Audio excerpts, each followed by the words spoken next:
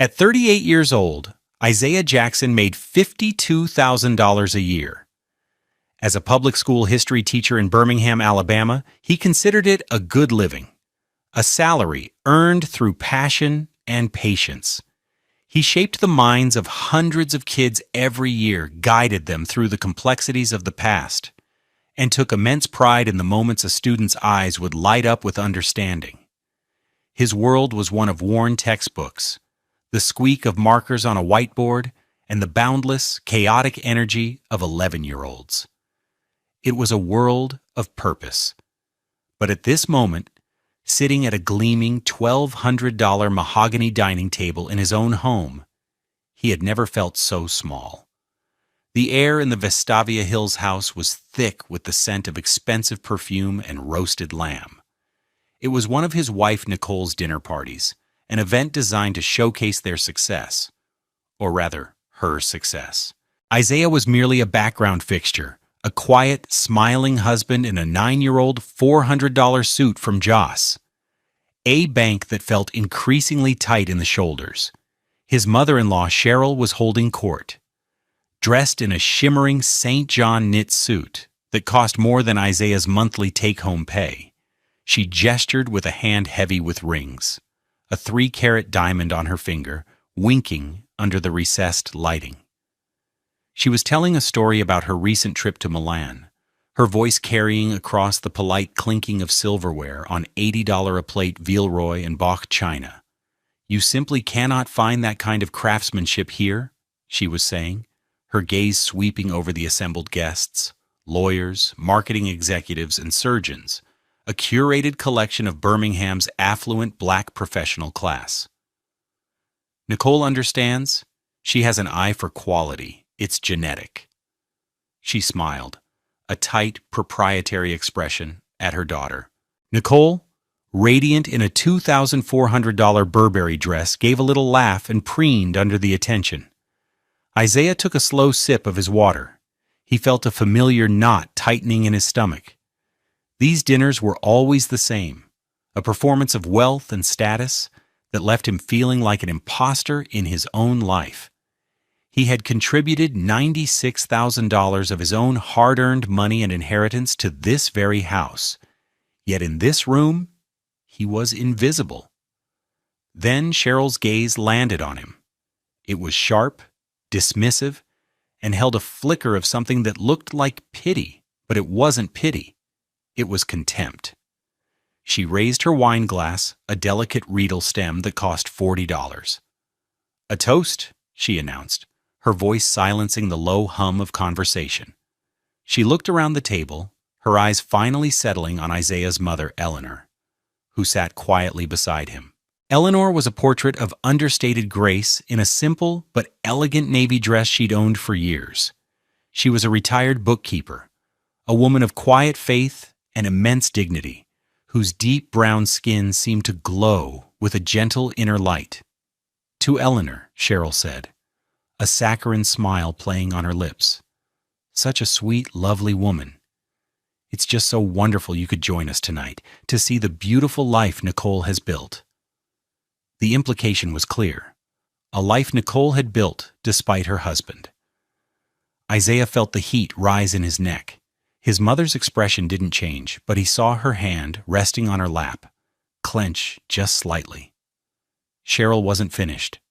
She took a dramatic pause, letting the tension build. "You know, Eleanor, you did a wonderful job with what you had. Truly." Her voice dripped with condescension. She looked directly at Isaiah and then back to his mother. The smile vanished, replaced by a look of cold, clinical assessment. "It's just a shame, really. After all that effort, your mother raised a failure." The words hung in the air, brutal and absolute. The clinking of forks stopped. A few guests shifted uncomfortably in their $1,000 chairs. Isaiah felt the blood drain from his face. It wasn't just an insult. It was a public execution. He looked at Nicole, his wife of 10 years, pleading with his eyes for her to say something, to defend him, to shut her mother down. Nicole just gave a short, nervous laugh, a little puff of air. She waved a dismissive hand. "Oh, Mother, don't be so dramatic." She didn't defend him. She didn't disagree. In her silence, in that nervous little laugh, was her full-throated agreement. Isaiah looked across the table at his own mother. Eleanor's face was a mask of calm, but her eyes, when they met his, held a universe of quiet fury and profound love. She gave him a nearly imperceptible nod, a silent message that said, "Stay calm. We are better than this." But in that moment, surrounded by the trappings of a life he had helped pay for, Isaiah Jackson didn't feel better. He felt broken. He had no idea then, but that single cruel sentence was not an ending. It was the beginning of a reckoning. And his quiet, unassuming mother held the key to it all. He knew something was terribly wrong, but he couldn't have imagined how deep the betrayal truly ran. He had no idea what was coming. The house on Oakmont Drive in Vestavia Hills was beautiful. It was a sprawling 4-bedroom brick colonial with pristine white columns and a manicured lawn that Isaiah spent 4 hours every other Saturday mowing himself. It had cost $450,000 8 years ago, a sum that had seemed astronomical to him. They were only able to afford it because of the $80,000 inheritance his father, a postman who worked 2 jobs his entire life, had left him. That money, combined with years of his own disciplined savings, formed the massive down payment. His mother, Eleanor, with her bookkeeper's precision, had handled the transaction, ensuring every penny was documented. From the outside, their life looked perfect. Nicole drove a brand new $48,000 Lexus RX 350, a gleaming white symbol of her status as a successful marketing director for a high-end real estate firm. Her salary was $85,000 a year, but her spending habits suggested an income twice that size. She thought nothing of dropping $500 on a pair of Jimmy Choo shoes or $300 on a casual lunch with her friends at Bottega Cafe. Isaiah, meanwhile, drove a 2014 Honda Civic with 152,000 miles on the odometer. His watch was an $89 Timex, a gift from his students. His daily lunch was a turkey sandwich and an apple, packed in a reusable container costing maybe $4 to make. The contrast was a quiet, constant hum beneath the surface of their marriage. He remembered a Saturday morning a few years back. He was on his hands and knees in the upstairs bathroom, replacing the wax ring on the toilet, a $40 repair job he'd learned to do from a YouTube video to save the $200 plumber's fee. Nicole had walked in, scrolling on her phone. She was wearing a $180 Lululemon athletic set, though she hadn't been to the gym in months. "Ugh, what's that smell?" she'd asked, wrinkling her nose. "Just fixing the toilet seal," he'd said, wiping sweat from his brow. She'd sighed dramatically. "Isaiah, why are you always doing things like this? We can afford to pay someone." She didn't look at him, her attention fixed on her phone screen. "Look at this. This purse is divine." She held out the phone, showing him a picture of a $600 Tory Burch handbag. It would be perfect for the charity luncheon next month. He'd looked from the grimy wrench in his hand to the glossy image on the 5-inch screen. "Nicole, we just paid the property tax bill. It was over $5,000. Maybe we should hold off on the purse." "Hold off? Isaiah, this is an investment in my career. How I look matters. It's about projecting success." She'd lowered the phone, her expression turning cool. "You wouldn't understand. Your job doesn't require you to look like you matter." The words had stung, another small cut in a marriage slowly bleeding out. He had finished fixing the toilet in silence. The purse arrived via FedEx 2 days later, nestled in a box that probably cost more than his groceries for the week. He never mentioned it. This was their normal. his careful savings and quiet contributions being steadily consumed by her insatiable need for the appearance of wealth. Over the years, he'd poured more and more into the house. Every time he got a small cost of living raise, the extra $100 or so a month went directly to the mortgage principal. He'd picked up summer school sessions, earning an extra $3,000 each July, and every cent went to the house. He'd meticulously tracked it all in a simple Excel spreadsheet. The total of his contributions beyond the initial inheritance had reached $96,000. It was a staggering sum for a man on a teacher's salary, a testament to a decade of quiet sacrifice. He did it because he believed he was building a life with her, a partnership. He thought the house was their shared foundation. He failed to see that for Nicole and her mother, it was just a stage, and he was merely a member of the crew, meant to be invisible while they stood in the spotlight. He saw the house as a home, a place of sanctuary, filled with the warmth of their shared lives. They saw it as an asset, a number on a balance sheet, a tool to be leveraged for more status, more luxury, more distance from the world of $89 watches and packed lunches he inhabited. The foundation wasn't shared at all. It was cracking down the middle, and he was the only one who hadn't realized it yet. The cruelty didn't happen all at once. It was a slow escalation, a series of paper cuts that grew deeper and more frequent over time, each one chipping away at Isaiah's sense of self-worth. The dinner party where Cheryl called him a failure was the culmination, not the beginning. The groundwork for that public humiliation had been laid for years, in quiet conversations and dismissive gestures that left him feeling hollow. About a year before that fateful dinner, Isaiah had sat down with Nicole at their polished granite kitchen island. He'd spread out their bank statements and his simple budget spreadsheet on his modest $300 HP laptop. The morning light streamed through the large bay window, illuminating the dust motes dancing in the air. "Nicole, we need to talk about our spending," he began, his tone gentle. He pointed to a line item on the statement. "You spent over $2,000 on clothes last month, and another $1,500 on restaurants and things with your friends. Combined with the mortgage and your car payment, we're in the red by almost $1,000. Nicole was sipping a coffee from her $150 Nespresso machine, the pods for which cost over $1 apiece. She didn't even look at the spreadsheet. She waved a dismissive hand, the diamonds on her wedding ring catching the light. "Isaiah, please. Don't be so dramatic. It's just cash flow. I have a big commission check coming in next month."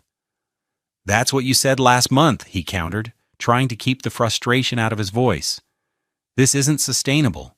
We're burning through our savings. My savings." She finally looked at him, her eyes cold. "Budgeting is for poor people, Isaiah. It's a scarcity mindset. We should be focused on increasing our income, not pinching pennies." "We are not focused on increasing our income," he said, the words sharper than he intended. "You are focused on spending it. My salary pays for the mortgage, the utilities, the groceries. Your salary, it just disappears." "My salary pays for our lifestyle," she shot back, her voice rising. "It pays for the Lexus you're not embarrassed to be seen in, the club membership, the vacations I have to drag you on. Do you think this life just happens? It requires investment, in appearance, in status." She stood up, grabbing her $5,000 Chanel handbag from the counter. "I'm late for a Pilates class that costs $90, by the way. We can talk about your little spreadsheet later, or never. That would be better." She walked out, the sound of her expensive heels clicking on the hardwood floor a sharp, staccato rebuke. He was left alone in the sunlit kitchen, the useless bank statement spread before him like a map of his own foolishness. The visits from Cheryl were even worse. She would sweep into the house like a conquering general, her eyes scanning every surface for flaws. One afternoon, she stopped in the hallway that Isaiah had recently repainted and wallpapered himself. He had spent a full weekend on it, carefully measuring and cutting, a project that cost him about $300 in materials from Home Depot, and a great deal of sweat. He was proud of how it had turned out. Cheryl ran a manicured finger along the seam of the wallpaper. "This is quaint," she said, the word dripping with disdain. She turned to Nicole, completely ignoring Isaiah, who was standing right there. "Darling, you have to do something about this. It's so dated. It looks like something a teacher would pick out." Isaiah felt his hands clench at his sides. He had, in fact, picked it out. He had thought the warm, subtle pattern brought light into the hallway. To hear it dismissed so casually, so cruelly, felt like a physical blow. Nicole just laughed. "I know, Mom, I keep telling him, but you know how he is. So, practical." Practical was their code word for cheap. Thrifty was their code word for poor. And teacher was their code word for failure. The final and most brutal accumulation of outrage came at that dinner party. It wasn't just the one line. It was the entire performance. Before the toast, Cheryl had cornered him by the wet bar while he was pouring a glass of sparkling cider for his mother. "Isaiah," she'd said, her voice low and conspiratorial, "I'm worried about Nicole." "Worried? Why? She seems fine," he'd replied, confused. "Oh, she puts on a brave face," Cheryl sighed, adjusting the sleeve of her ridiculously expensive suit. "But this life, it's not what she was meant for. She has so much potential. She could be married to a surgeon, a CEO, someone who could give her the world." She looked at his simple, well-worn leather shoes, which had cost him $70 at DSW 5 years ago. Instead, she's tethered to a man who's content with mediocrity. It's holding her back. You're holding her back. He had just stood there, speechless. The audacity of it. To say that to his face in his own home. He wanted to scream. He wanted to tell her about the $96,000, about the summer schools, about the toilets he fixed and the lawns he mowed. He wanted to tell her that his mediocrity was the very foundation she was standing on, sipping her $12 a glass wine, but he didn't. He just said, "Nicole and I are fine, Cheryl." "Are you?" She'd purred, a cruel little smile on her face. "We'll see." And then, an hour later, she stood up and delivered the final, devastating blow in front of everyone. "Your mother raised a failure." He looked at Nicole, his wife, his partner, and saw the flicker of shame in her eyes, but it was quickly replaced by something else. Annoyance. She was annoyed that he was making this awkward, that his very presence was a stain on her perfect evening. The outrage in his chest was no longer a knot. It was a raging fire. But his mother's calm gaze was a bucket of cold water on the flames. "Not now," her eyes said. Patience.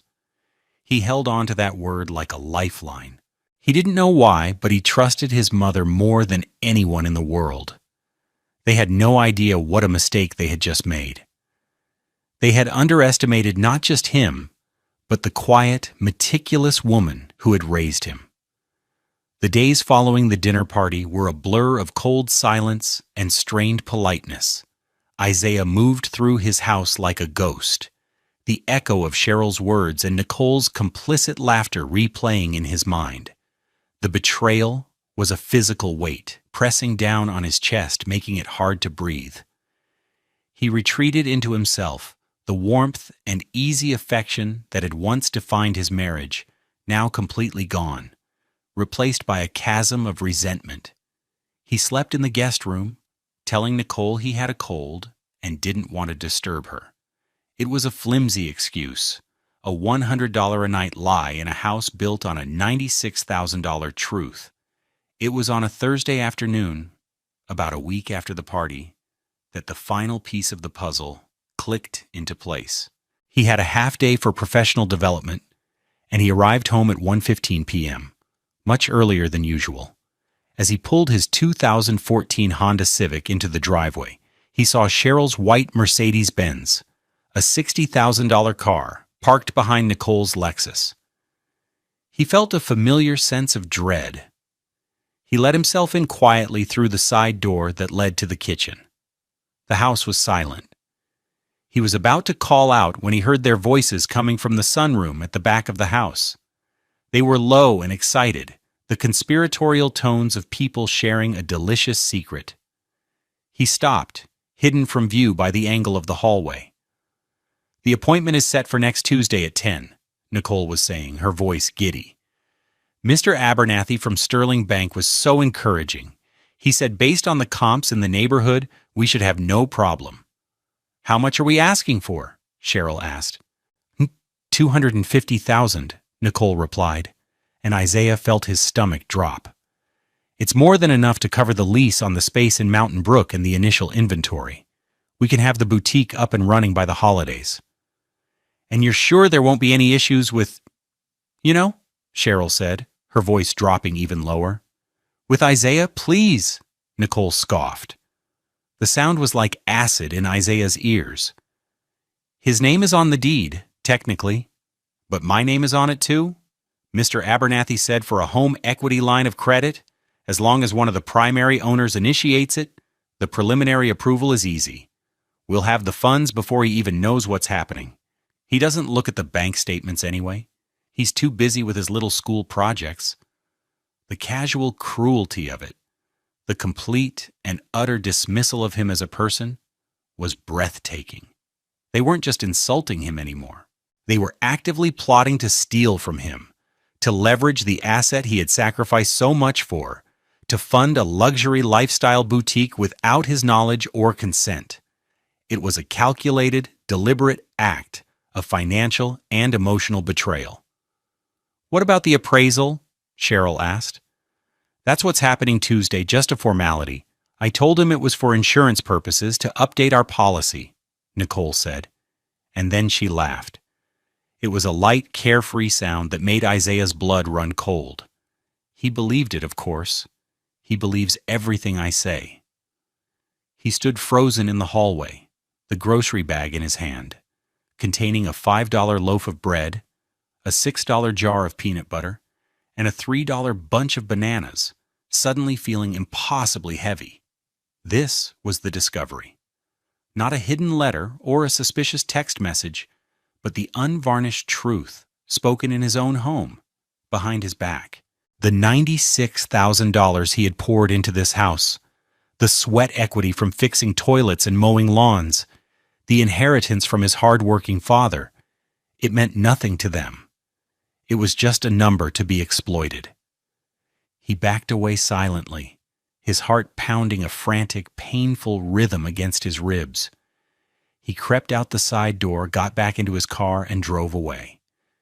He didn't know where he was going, he just drove. The sun was bright, the sky was a brilliant blue, but all Isaiah could see was the darkness that had been living at the center of his marriage. He had been a fool. He had been blind. But now he could see everything with perfect, horrifying clarity. And in that clarity, the hurt began to curdle into something else, something cold, hard, and resolute. The shift inside Isaiah was seismic. The hurt, the humiliation, the raw anger, it all coalesced into a single point of cold, diamond-hard focus. The man who had patiently explained the Louisiana Purchase to distracted sixth graders, the husband who had quietly absorbed years of casual disrespect, was gone. In his place was a strategist, a man who now understood he was in a war he hadn't even known was being fought. The first rule of this new engagement was simple: say nothing. He returned home that evening at his usual time, 5:45 p.m. He walked into the kitchen where Nicole was unloading the dishwasher. She was humming. A cheerful, tuneless sound. "Hey, honey," she said, smiling at him. It was the first genuine-looking smile he'd seen from her in weeks, and he now knew it was the smile of a predator who believed her prey was safely in the trap. "How was your day?" "It was fine," he said, his voice even and calm. He put his briefcase down on the counter. "Long meeting. We're planning the end-of-year curriculum." This was his first lie, the first brick in the new wall he was building. It cost him nothing, but felt priceless. "Oh, that sounds busy," she said, her attention already drifting. She closed the dishwasher. "Hey, I forgot to tell you. The appraiser is coming on Tuesday morning, around 10, just for the insurance update I mentioned." He looked at her, meeting her gaze directly. He felt a strange sense of detachment, as if he were watching a scene in a movie. He saw the flicker of anxiety in her eyes, the fear that he might question it, that he might object. He gave her nothing. "Oh, right.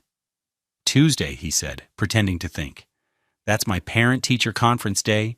I have back-to-back meetings at the school from 9 until noon, so I'll be out of the house anyway. That works out perfectly." The relief that washed over her face was so profound, it was almost comical. "Oh, great," she said, her voice a little too bright. "Yes? Perfect?" That weekend was a master class in deception. On Saturday, while he was mowing the lawn, the very lawn that contributed to the curb appeal they were trying to cash in on, Cheryl stopped by. She and Nicole sat on the back patio, drinking iced tea from tall glasses that cost $20 each, planning the future of their non-existent boutique. Isaiah could hear their murmurs, punctuated by Nicole's excited laughter. He kept his back to them, the roar of the $200 lawnmower a convenient shield. At one point, Nicole called out to him, "Isaiah, honey, could you get us some more ice?" He turned, gave them a placid smile, and nodded. He went inside, filled the ice bucket, and brought it out to them. He was their servant, their groundskeeper, their fool. Let them think it. Every moment they underestimated him was another advantage he gained. He was gathering evidence not with a camera or a recorder, but with his own eyes and ears, cataloging every lie, every dismissive glance. The most difficult test came on Monday evening, the night before the appraisal. He forgot his school laptop and drove home during his usual planning period, arriving around 7:30 p.m. As he walked through the door, he saw them. Nicole and Cheryl were huddled over the dining room table, which was covered in glossy brochures for commercial real estate in Mountain Brook and fabric swatches. A sleek, expensive-looking laptop, a $3,000 MacBook Pro, was open between them, displaying what looked like a business plan. They heard him come in, and there was a frantic scramble. Cheryl swept the brochures into a large, $400 Longchamp tote bag. Nicole slammed the MacBook shut. By the time he entered the room, they were sitting there, trying to look casual, their faces flushed with guilt. "Isaiah," Nicole said, her voice high-pitched. "You're home early." He didn't look at the table. He didn't look at the bag. He kept his eyes on her. "Forgot my laptop. Big presentation to the school board tomorrow I need to prep for?" Another lie. Smooth and effortless. He walked over to the small desk in the corner of the room where he kept his work things, picked up his simple HP laptop, and turned to leave. "Just grabbing this. Don't let me interrupt your whatever you're doing." "We were just looking at some new furniture ideas for the sunroom," Cheryl said quickly, a little too loudly. "That's nice," Isaiah said, his voice betraying nothing. He gave them a small, empty smile. "Have a good night." He walked out of the house, got in his car, and drove to the public library. He didn't need the laptop for anything. He sat in the quiet, sterile light of the library, the faint smell of old paper and dust in the air. He felt nothing. The anger and hurt had been burned away, leaving behind a pure, cold resolve. They thought he was a fool. They thought he was weak. They thought he was a failure. They had no idea that they were the ones who had failed. They had failed to see who he truly was, and more importantly, they had failed to understand the quiet, formidable woman who had raised him. Tomorrow, the lesson would begin. The moment Isaiah closed the door of his Honda Civic, leaving the scene of his wife and mother-in-law's frantic cover-up, the facade of the passive, wounded husband dissolved. He didn't drive to the library. He drove straight to the one place in the world that had always meant safety, strength, and unwavering truth: his mother's house. Eleanor Jackson lived in a modest but immaculate brick bungalow in the Norwood neighborhood of Birmingham, a community with deep roots and quiet dignity. The lawn was neatly edged, and the flower beds flanking the porch overflowed with vibrant zinnias and marigolds, a riot of color against the deep red brick. He parked his car behind her 10-year-old Toyota Camry, a car with 187,000 miles on it that she maintained with the same meticulous care she applied to everything else in her life. He found her in the kitchen, humming a quiet gospel hymn as she wiped down her spotless counters. The room smelled of lemon polish and the faint, sweet scent of the pound cake she'd baked earlier. Her natural hair was styled in elegant, silver-streaked twists, and her luminous, deep brown skin seemed to radiate a calm energy that instantly soothed the frantic pounding in his chest. She took one look at his face, and her humming stopped. She dried her hands on a dish towel. "Isaiah, what is it?" He didn't have to pretend with her. The story came pouring out of him: the dinner party, the insults, and finally, the overheard conversation about the appraisal, the $250,000 loan, and the boutique. He told her about their lies, their casual dismissal of him, the way they planned to plunder the home his father's legacy had helped build. Eleanor listened without interruption. Her expression remained calm, but as he spoke, her eyes hardened from soft pools of maternal love into chips of polished obsidian. She was not a woman given to histrionics. Her anger was a cold, quiet fire, far more dangerous than the explosive theatrics of a woman like Cheryl. When he finished, the only sound in the kitchen was the ticking of the old grandfather clock in the hall. "They are going to leverage the house," she said. It wasn't a question, it was a statement of fact. "They think they are," Isaiah corrected, a new, unfamiliar hardness in his own voice. Eleanor nodded slowly. "Fools," she said. The word uttered with such quiet finality, it carried the weight of a judge's sentence. She turned and walked out of the kitchen, not towards the living room to offer him tea and sympathy, but towards the small spare bedroom she used as an office. Isaiah followed. The office was as neat and organized as the rest of her house. On one wall stood a sturdy 4-drawer metal filing cabinet, the kind that was fireproof. It was old and gray, probably a $50 find from a second-hand office supply store, but to Eleanor, it was a vault. She slid open the second drawer with a soft, metallic groan. The files inside were perfectly labeled, the tabs written in her neat, precise cursive. She ran a finger along them. Utilities, taxes, car maintenance, until she found the one she was looking for. It was labeled simply 4212 Oakmont Drive. She pulled the thick folder out and placed it on her small wooden desk. "Sit down, son," she said. He sat. She opened the folder, and inside was a history of his sacrifice, documented with the precision only a career bookkeeper could muster. There was the original closing statement from the house purchase, showing the $80,000 down payment wired directly from his inheritance account. Tucked behind it were the wire transfer EIN for confirmation and a notarized letter from the estate lawyer. Then came the evidence of his $96,000 in additional contributions, every bank statement showing the extra principal payments circled in red ink.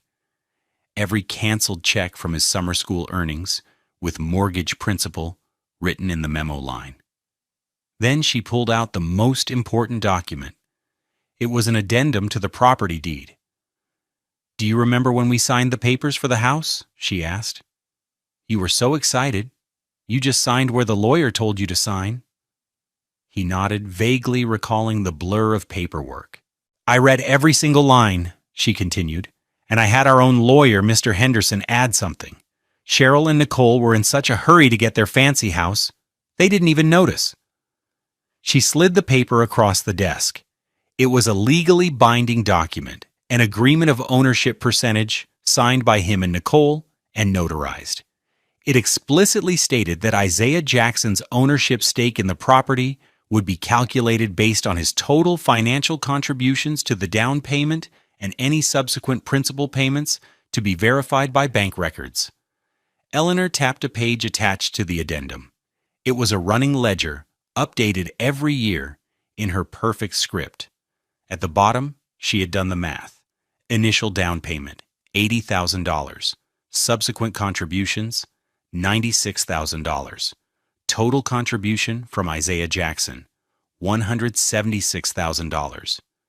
The original mortgage was $370,000.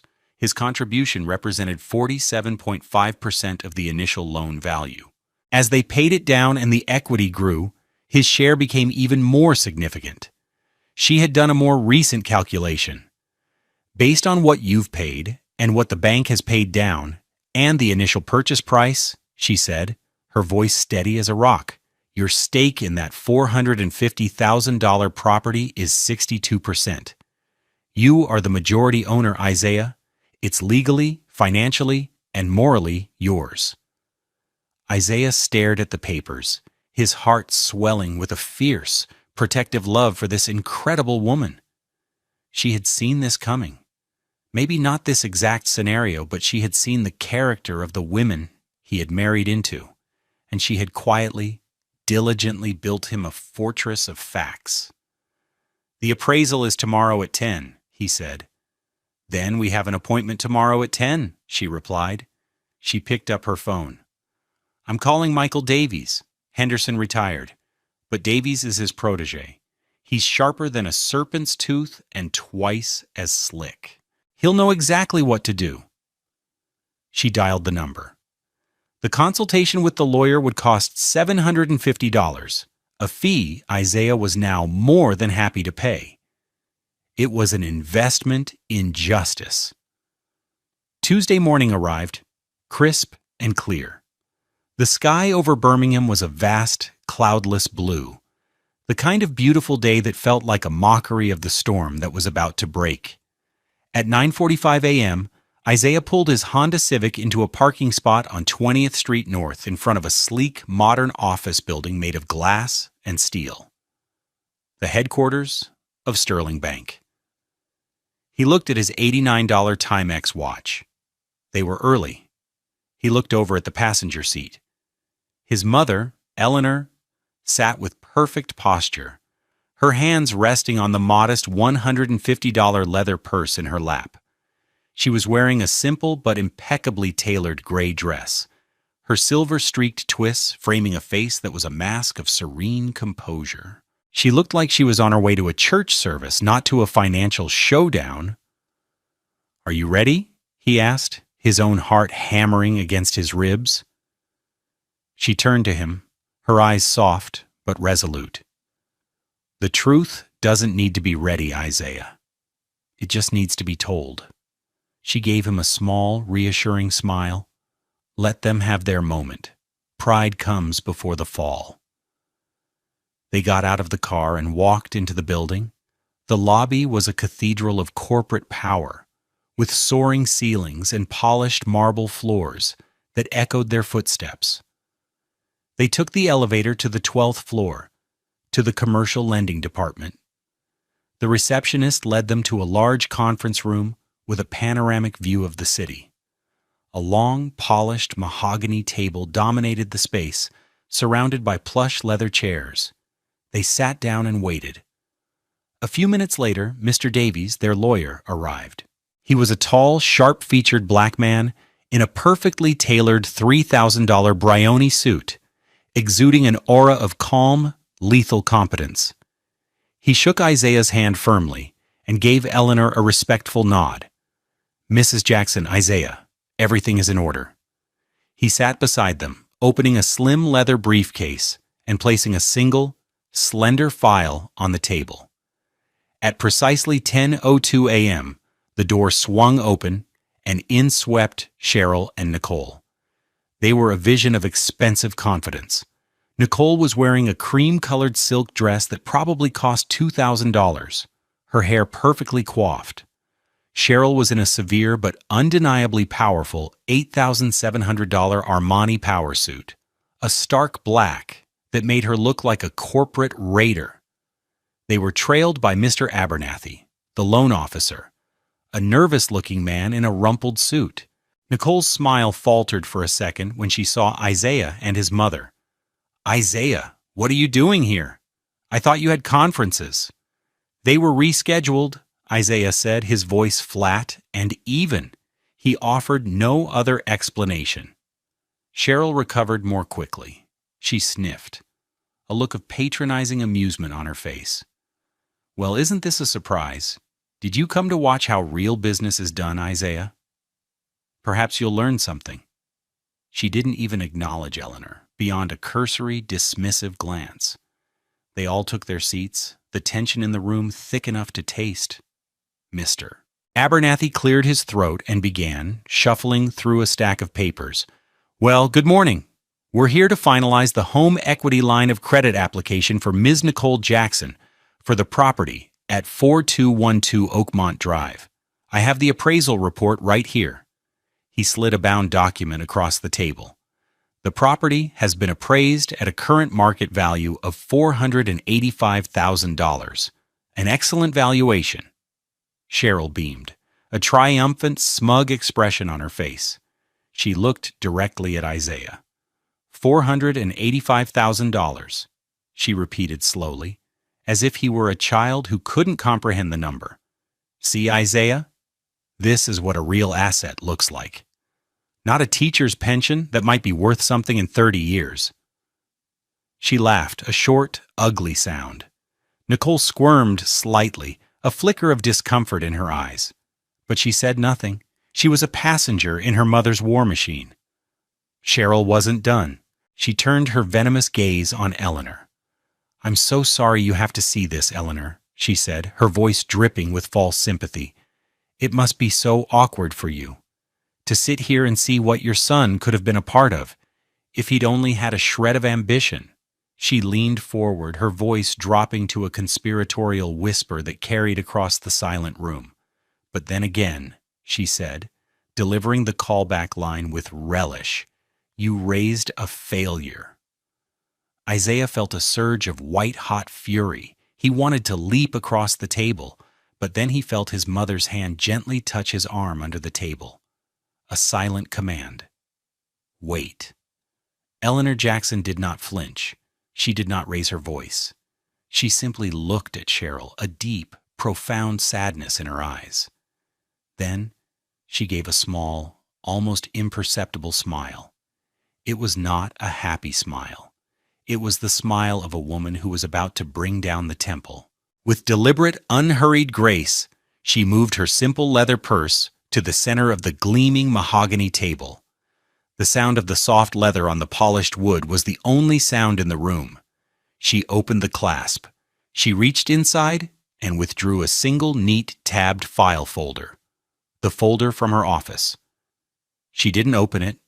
She simply slid it across the polished surface of the table, directly in front of Mr. Abernathy, the loan officer. "Mr. Abernathy," she said, her voice quiet, but carrying the weight of absolute authority. "I believe you will find that the ownership structure of that asset is a bit more complex than my daughter-in-law, or her mother, seems to understand." Silence descended upon the room, a thick, heavy, suffocating silence. Cheryl and Nicole stared at the simple manila folder as if it were a snake. "What is this?" Nicole finally stammered, looking from the folder to Isaiah's impassive face. "What are you doing, mister?" Abernathy hesitated for a moment, then slowly reached out and opened the folder. He began to read. The room was so quiet that Isaiah could hear the soft whisper of the paper as the loan officer turned to the first page. He saw Mr. Abernathy's eyebrows shoot up. He saw the color drain from his face. The loan officer read for another 30 seconds, his eyes scanning the notarized agreement, the ledger of payments, the bank statements. He looked up, no longer at Nicole and Cheryl, but at Isaiah. His expression was one of dawning horror and professional embarrassment. He cleared his throat, a dry, rasping sound. "According to these documents," he began, his voice suddenly formal and cold, "these legally binding and notarized documents, Mr. Isaiah Jackson holds a 62% controlling interest in the property at 4212 Oakmont Drive." The world stopped. Cheryl's face, which had been flushed with triumph, went a ghastly, chalky white. Her mouth opened, but no sound came out. Nicole just stared, her eyes wide with disbelief, swiveling from the damning folder to Isaiah's calm face, to his mother's serene and unyielding gaze. The beautiful, expensive stage they had built for their lives had just collapsed from underneath them, and they were in free fall. The immediate aftermath in that glass-walled conference room was a cascade of quiet, brutal consequences. The first to fall was the loan. Mr. Abernathy, the loan officer, looked as if he had been slapped. He closed the file folder with a soft thud that echoed in the silent room. He pushed it away from himself as if it were contaminated. He directed his next words not to Nicole, his client, but to Isaiah's lawyer, Mr. Davies. "This application was made under false pretenses," Mr. Abernathy said, his voice stiff with professional outrage.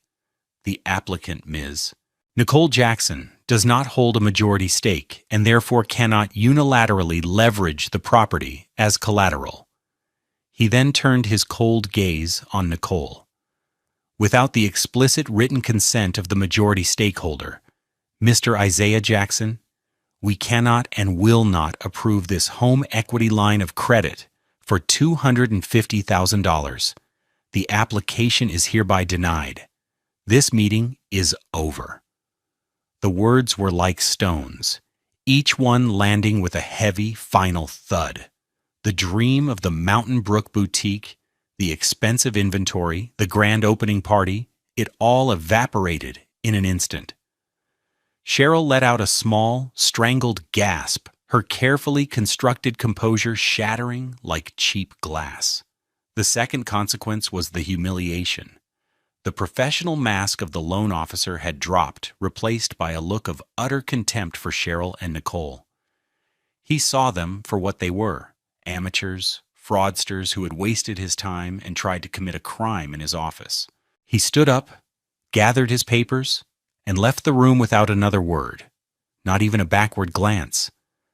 The appraiser, who had been sitting silently in the corner, followed him out, his face a study in neutral discretion that was somehow more damning than open scorn. Cheryl and Nicole were left alone at the massive table with Isaiah, his mother, and his lawyer, stripped of their audience and their power. The third and most profound consequence was the end of the marriage. As Mr. Davies packed his leather briefcase, Nicole finally found her voice. She turned to Isaiah, her face a mess of confusion, anger, and dawning panic. "Isaiah, what did you do?" she whispered, as if he were the one who had committed the betrayal. Isaiah looked at her, truly looked at her, for the first time in days. He didn't see the woman he had married. He saw a stranger, a person whose values were so alien to his own that he couldn't imagine how they had ever shared a life. "I did nothing, Nicole," he said, his voice quiet but firm. "I just sat back and let you show me exactly who you are. And you did. My mother and I just brought the receipts." He stood up. "Wait!" she cried, scrambling to her feet. She grabbed his arm. "We can talk about this.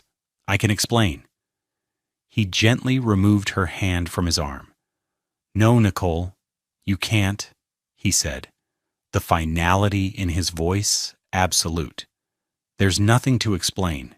You were going to steal from me, from my father's memory. There's no coming back from that." He turned and walked towards the door, His mother stood and followed him, her head held high.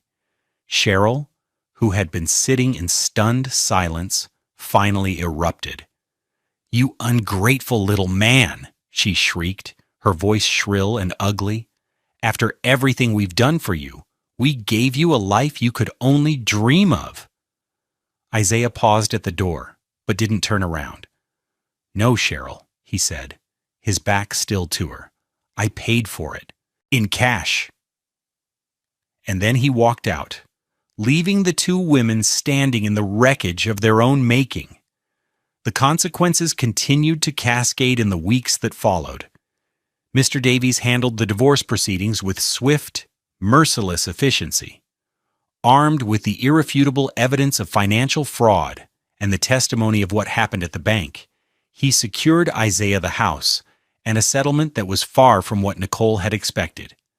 She was entitled to her 38% equity, but after legal fees and the forced buyout of her share, at a price determined by Isaiah's new, less generous appraisal, she walked away with a check for just under $70,000. It was a lot of money, but a pittance compared to the lifestyle she had been living. She had to move out of the house on Oakmont Drive, packing her $2,000 dresses into cardboard boxes. She moved back into her mother's house, her $48,000 Lexus now a symbol of her failure, parked in the driveway like a trophy from a lost war. To cover her legal bills and the credit card debt she had amassed, she was forced to sell the car for $35,000, a humiliating loss. Cheryl's social standing took a devastating hit. The story, as stories do, leaked.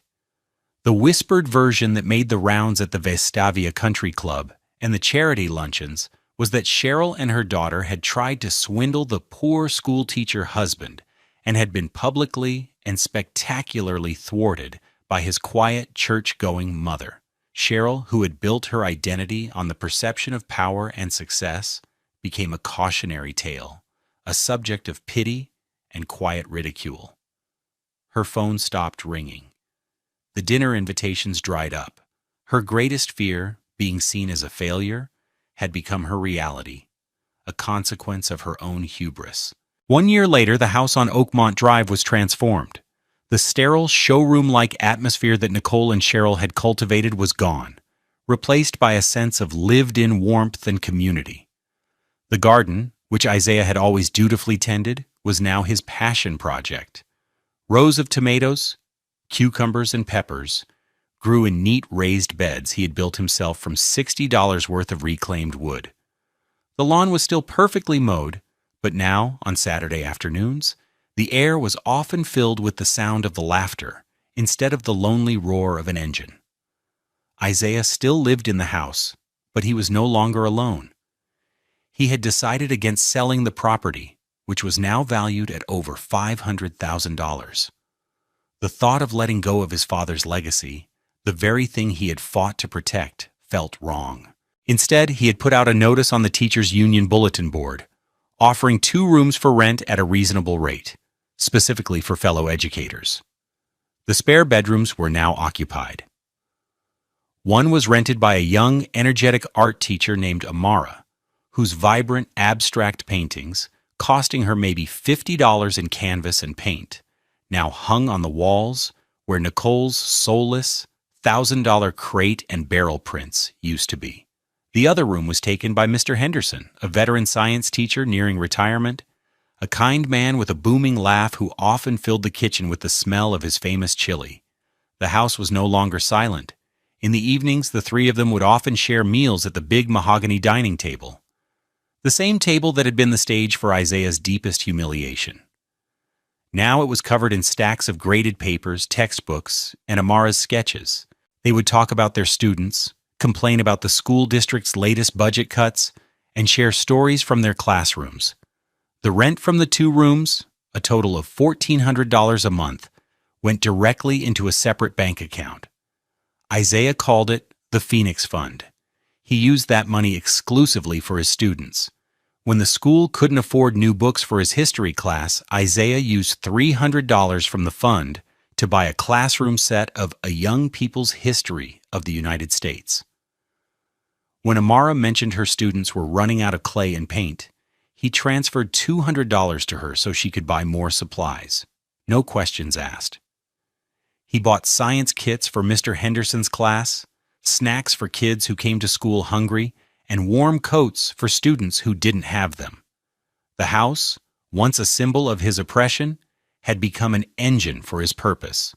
The money that had been a source of such profound pain was now being transmuted into small acts of joy and opportunity for children who had nothing. One afternoon, a fifth-grade student named Keisha shyly approached his desk after class. She handed him a folded piece of 10-cent construction paper. "This is for you, Mr. Jackson," she mumbled. Her hair, done in beautiful braids with colorful beads that clicked when she moved, partially hiding her face. He unfolded it. It was a drawing made with crayons. It depicted a tall figure with short, coiled hair, unmistakably him, standing in front of their school building. The figure was smiling, and above his head, a giant yellow sun with a smiley face of its own beamed down. Keisha had used a brown crayon to color in his skin, a small but powerful act of recognition. At the bottom, in careful, wobbly letters, she had written, "To Mr. Jackson, the best teacher in the world." Tears pricked at Isaiah's eyes. He looked at the simple drawing, at the earnest, heartfelt sentiment. He thought of Cheryl's expensive art, her pronouncements on quality and value. None of it held a candle to the priceless worth of this single piece of paper. He bought a simple $20 frame and hung the drawing in the entryway of his house, right where visitors would see it first. He often thought about Cheryl's words, "Your mother raised a failure." He realized now that by her metrics, she was absolutely right. He had failed to value money over people. He had failed to prioritize status over service. He had failed to see his home as an asset to be leveraged instead of a sanctuary to be shared. By her standards, he was a colossal failure, and he had never been more proud of it. His success wasn't measured in appraised values or luxury brands. It was measured in the quiet growth of a child's confidence, in the shared laughter around his dinner table, in the profound peace he felt in his own home. A peace built not on what he owned, but on what he gave away. True wealth, he now understood, had nothing to do with the numbers on a bank statement. It was the richness of a life lived with purpose, integrity, and love. That was the lesson his mother had taught him, not with words, but with a lifetime of quiet, dignified action. It was a lesson he would carry with him and pass on for the rest of his life. Have you ever been underestimated, only to find a quiet strength you never knew you had? We believe that true value isn't in what you own, but in who you are. If Isaiah's story resonates with you, let us know in the comments below, and please consider subscribing to Love Beyond Pride for more stories about overcoming betrayal and finding true worth. Now back to Isaiah's journey. There was one final quiet encounter that was yet to come, a postscript to the storm that would test the foundations of his newfound peace. About 6 months after the divorce was finalized, Isaiah received a text message from an unknown number. "Isaiah, it's Nicole. Can we please talk? Just for 5 minutes, I'll come to you." He hesitated, his thumb hovering over the delete button. A part of him wanted nothing to do with her, to keep the door to that chapter of his life firmly closed and locked. But another part, the part that his mother had nurtured, the part that valued grace over grievance, felt a small tug of, not pity, but something adjacent to it. He typed back a simple reply. "Fine. Tomorrow. 4 p.m. on the porch." The next day, she appeared at the bottom of his driveway, walking, not driving. She was on foot, having taken a $15 Uber from the apartment she now rented. She looked smaller, diminished. The expensive clothes were gone, replaced by simple jeans and a sweater from the Gap that probably cost $40. Her hair wasn't perfectly coiffed. The arrogant confidence was gone, replaced by a deep, weary sadness in her eyes. He was waiting on the porch swing, a glass of iced tea in his hand. He didn't get up. "Thank you for seeing me," she said, her voice barely a whisper. She stood awkwardly on the walkway, not daring to step onto the porch of the house that was once hers. "What do you want, Nicole?" he asked, his voice not unkind, but not warm either. It was neutral. Tears welled in her eyes. "I wanted to apologize," she said, the words tumbling out in a rush. "What I did, what my mother and I did, it was unforgivable. I know that. I was so caught up in everything, in her world, in what I thought was important." She looked at the house, at the thriving garden. "I was a fool. I had everything right here, and I threw it away because I was chasing things that don't matter." He listened, saying nothing, letting her speak. "My mother, she doesn't speak to me anymore," Nicole continued, a tear tracing a path down her cheek. "She blames me for the public humiliation. She said I was weak, that I should have controlled you better." A bitter, humorless laugh escaped her lips. "She still doesn't get it. She never will." Isaiah took a slow sip of his tea. He thought about forgiveness. He realized it wasn't something you gave to someone else to make them feel better. It was something you did for yourself, to release yourself from the poison of resentment. "I hear your apology, Nicole," he said finally, "and for my own peace, I accept it." A wave of relief washed over her face. "Oh, Isaiah, thank you." "But," he continued, holding up a hand to stop her, "that doesn't change anything. Acceptance isn't reconciliation. We are two different people who want two different things out of life. What you did showed me that. I wish you no ill will. I hope you find what you're looking for. I hope you build a life that makes you happy, a real one this time." She nodded, the tears flowing freely now. She understood. This was not a new beginning. It was a final, definitive end, delivered with grace, but with the unyielding finality of a closed door. "Thank you," she whispered again, though this time it sounded different.